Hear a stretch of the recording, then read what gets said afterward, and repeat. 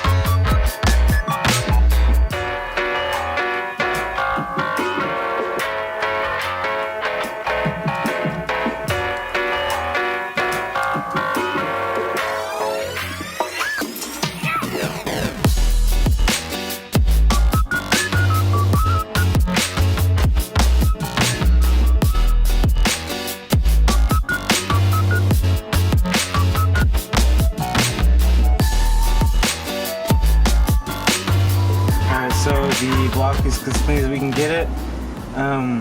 I put oil inside the cylinder walls and I kind of rubbed it around, and then I got carb cleaner and degreaser and like degreased the block as best I could. So now I'm gonna put Permatex gray gasket seal right here in this spot, and then this spot right here, and then maybe a very thin layer around the timing chain cover, and then we will do copper gasket on copper gasket sealer on the gasket itself, the head gasket. Place the head gasket and then place the head on there.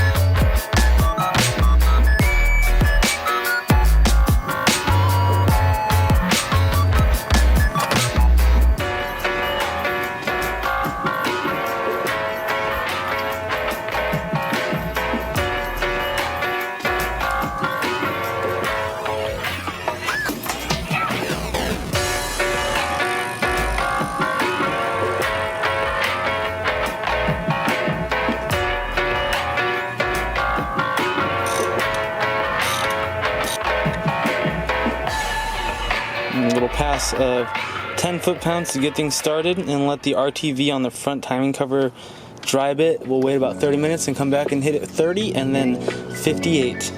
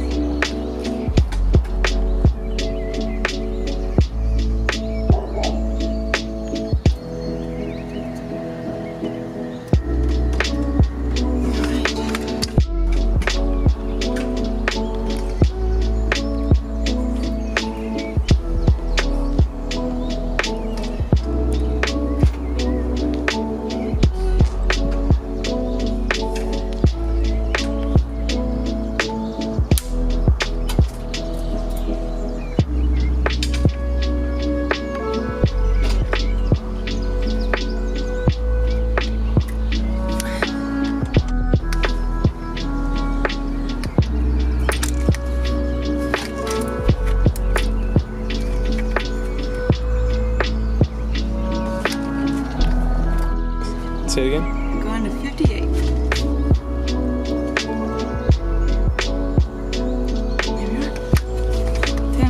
The head is torqued to 58 foot-pounds. Yeah. Cam sprocket is now attached to the cam. Everything is torqued to spec. It was 58 foot-pounds. When you're putting this on, the cam sprocket doesn't really want to go on the cam. There's like a little pin.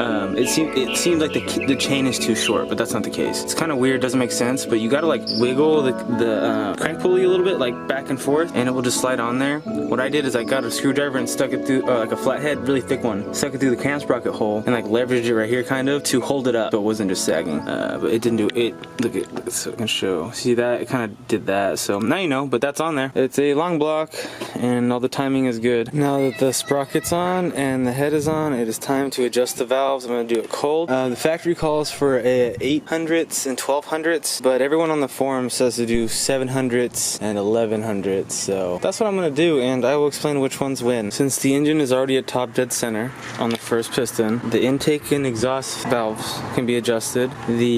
Our number 2 intake valve and the number 3 exhaust valve can all be adjusted well. It's like this. So I'm gonna do that real quick. Now that the number 1 cylinder's valves are completely adjusted, our number 2 intake side is adjusted, and number 3 exhaust side is adjusted, you can rotate the crank with 360 degrees, and that will make it number 4 piston in the back is at top, and then you can adjust all the rest, which is both intake and exhaust on number 4, the intake side of number 3, and the exhaust side of number 2, and then they should all be adjusted. Okie dokie, the valves are adjusted, and it is back at top dead center, so when I throw on the distributor, everything should just be good to go. That was way easier than I thought it was going to be. For all the people that told me that I should have done this when I did the valve cover years ago, you're right, I should do this.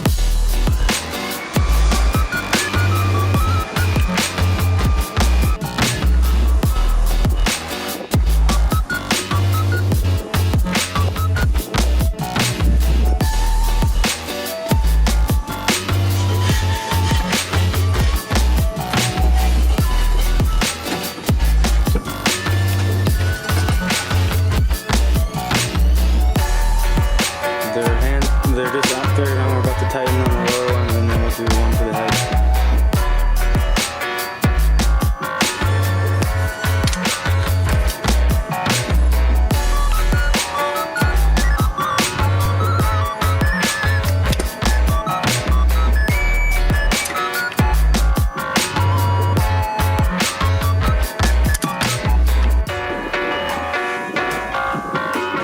New PCB bolt. This is what we'll be using for the half moons on the front and back of the head. Half moons are in. We're going to put a little bit of RTB on top and make sure they're nice and even. Card's back on the ground, took it off the jack stands. Getting closer.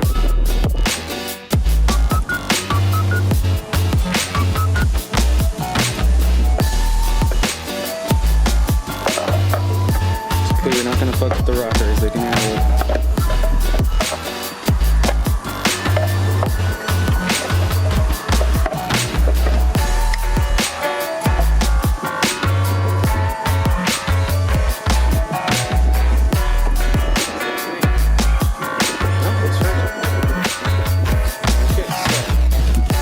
Dusty, but holy shoot, that looks amazing.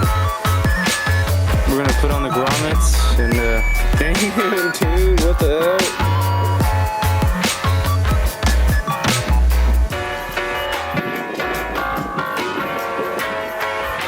So we had the distributor on, and then couldn't put on the power steering pulley without taking the screw up, so they're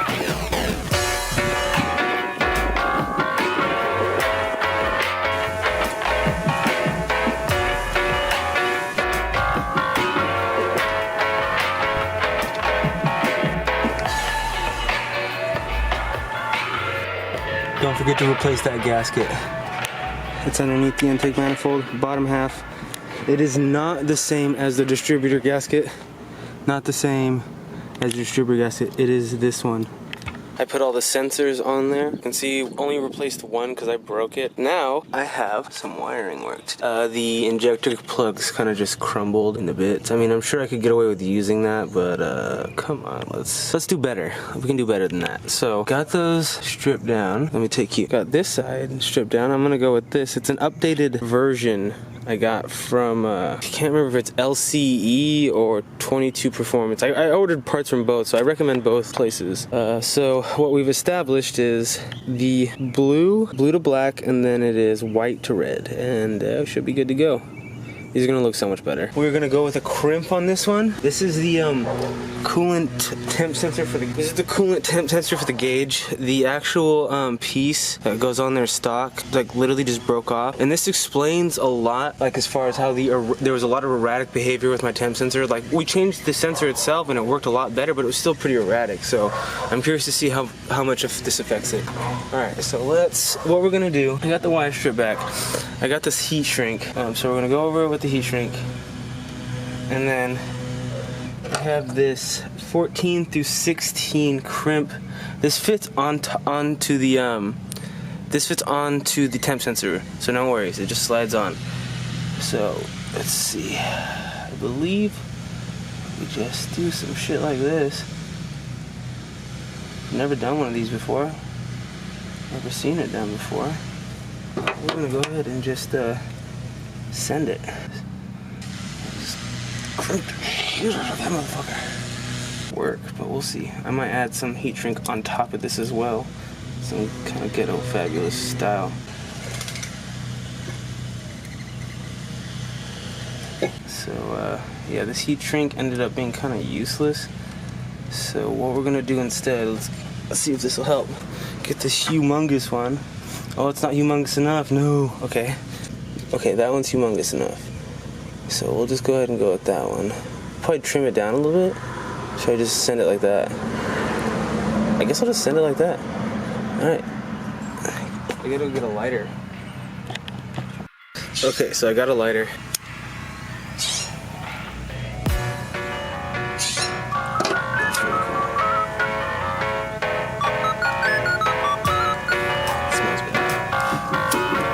That's like kind of legit. Yeah, it's kind of legit.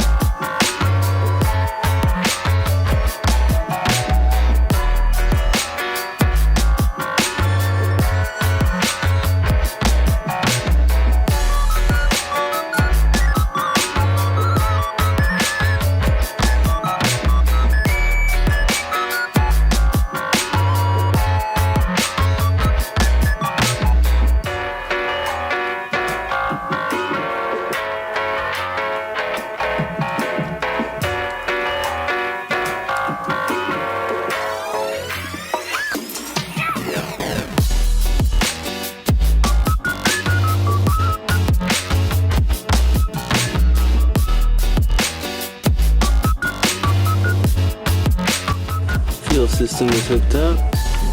Injector plugs are plugged in. Just place the upper intake manifold on. I'm about to bolt it on.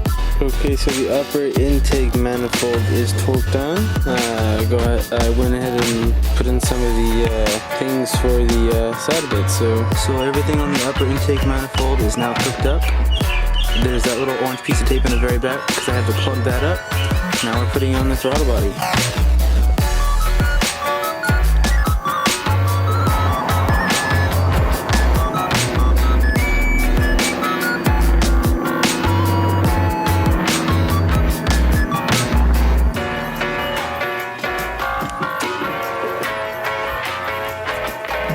Holy shit, we're actually getting there.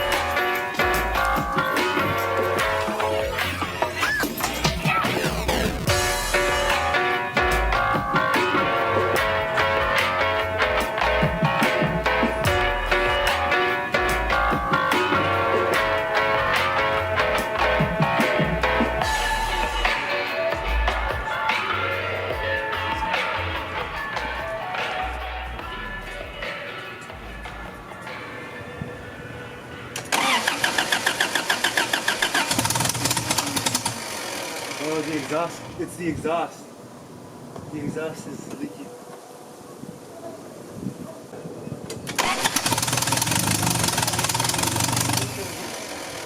That's a big leak. From deep down, focus on colors above ground. We don't let up, just a let up. So as you saw, we got it to turn over and kind of puff a little bit, but not to run. We seen with some vacuum leaks. The clamp on the intake tube was not tight. The math plug wasn't plugged in. There was a couple vacuum leaks on the intake, which are now plugged up with little vacuum plugs. So I guess we'll give it another shot.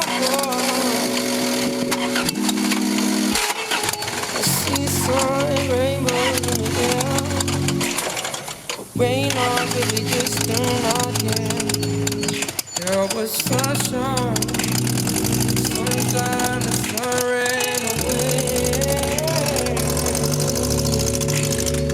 They walk the same road, and the rain, no. And the day slow, the same road, the same old. Rain on a riptide, I come around and come with the sun.